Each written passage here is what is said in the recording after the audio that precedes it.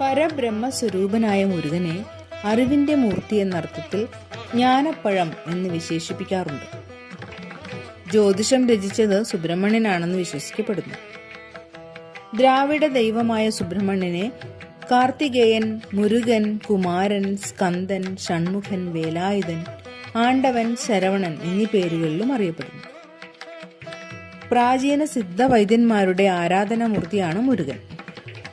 തമിഴ് കടവുൾ എന്ന വിശേഷണവും മുരുകനുണ്ട്. മയിലാണ് വാഹനം, കൊടിയടയാളം കോഴി, വേൽ ആയുധവും. പഴന്തമിഴ് കാവ്യങ്ങളിൽ പറയപ്പെടുന്ന ചേയോൻ മുരുകനാണെന്ന് കരുതപ്പെടുന്നു. വള്ളീദേവിയും ദേവസേനയും പത്നിമാർ.